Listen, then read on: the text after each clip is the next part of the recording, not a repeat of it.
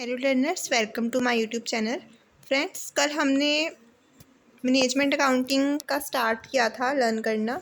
तो आज हम मैनेजमेंट अकाउंटिंग का फर्स्ट चैप्टर, मैंने आपको कल इंट्रो, मीनिंग, डेफिनेशन बहुत अच्छे से समझाई थी और इसका नेचर ही बहुत अच्छे से समझाया था आपको। आज हम करेंगे इसका स्कोप ऑफ मैनेजमेंट अकाउंटिंग। ये टॉपिक रहेगा आज का हमारा।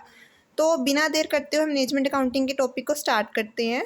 सबसे पहले तो मैं आपको बता दूं कि जो स्कोप है उसमें 4 तो आपकी अकाउंटिंग्स आएंगी, इसकी financial accounting, cost accounting, tax accounting and revaluation accounting. और 3 क्या आएंगी आपकी कंट्रोल। तो इन चीज़ों का कंट्रोल है जैसे कि इन्वेंट्री कंट्रोल और budgetary control and office service control. Budgetary control, ठीक है, ये रहा बजटरी कंट्रोल, ठीक है। 3 कंट्रोल और 4 अकाउंटिंग। तो ये 7 स्कोप में आपके इस तरह से इंक्लूडेड है। और एक हम करेंगे इसका स्टैटिस्टिकल मेथड। ये काफ़ी सारे मेथड्स यूज होते हैं जैसे कि टेबल, ग्राफ, चार्ट्स, इंप्रेसिव वे में, ताकि मैनेजमेंट डिसीजन मेकिंग कर सके। तो सबसे पहले तो इसके स्कोप में आता है फाइनेंशियल अकाउंटिंग। फाइनेंशियल अकाउंटिंग क्या होती है, हम फर्स्ट ईयर में पढ़ के आए हैं फाइनेंशियल अकाउंटिंग के बारे में, जिसमें trading, trial balance, balance sheet वगैरह प्रिपेयर्ड होती है। और ये इन्फॉर्मेशन देती है हमारे किसको, मैनेजमेंट अकाउंटिंग को, ताकि वो fund flow statement, cash flow statement, ratio analysis को प्रिपेयर कर सके।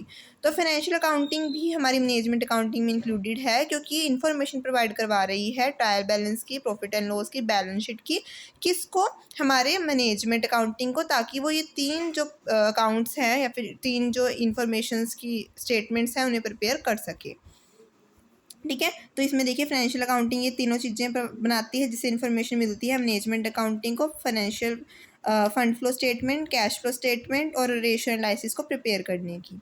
फिर है कॉस्ट अकाउंटिंग। पहले हम कॉस्ट अकाउंटिंग बताएंगे कि जो कॉस्ट अकाउंटिंग है वो कैलकुलेट करती है कॉस्ट पर यूनिट को, और कॉस्ट को कंट्रोल करती है, प्रॉफिट को मैक्सिमाइज करती है, और इन्फॉर्मेशन देती है मैनेजमेंट अकाउंटिंग को, ताकि वो डिसीजन मेकिंग में उनके हेल्पफुल हो, ठीक है।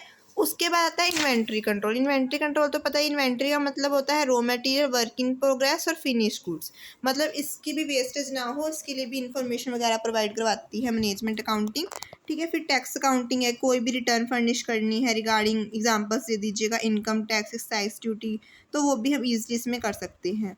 उसके बाद हम करेंगे बजटरी कंट्रोल। बजटरी कंट्रोल में बजट्स प्रिपेयर्ड होते हैं जैसे कि sales budget, production budget, program budget, ठीक है, जिससे हम उन बजटेड फिगर्स को परफॉर्मेंस से कंपेयर कर कर डेविएशंस निकालते हैं, और डेविएशंस आने पर करेक्टिव एक्शंस लेते हैं। कंट्रोलिंग की तरह ही लिखना है आपने। स्टैटिस्टिकल मेथड्स में आपको बता चुकी थी। ऑफिस सर्विस कंट्रोल का मतलब यही है कि ऑफिस के अंदर जितनी भी एक्टिविटीज़ है उसमें भी कंट्रोल, जैसे कि डाटा प्रोसेसिंग, कम्युनिकेशन, फाइलिंग वगैरह में, ठीक है। तो आई होप आपको स्कोप बहुत अच्छे से लर्न हुआ होगा। स्कोप में यही है कि आपको 4 तो अकाउंटिंग वाली लर्न करनी है और 3 आपको कंट्रोल वाली और एक स्टैटिस्टिकल मेथड्स हो जाएंगे। तो ये बहुत ईजिली आपको लर्न हो जाएगी स्कोप, ठीक है। तो अगर आपको मेरी वीडियो हेल्पफुल लगी हो तो हमारे चैनल को लाइक एंड सब्सक्राइब कीजिए। Thank you.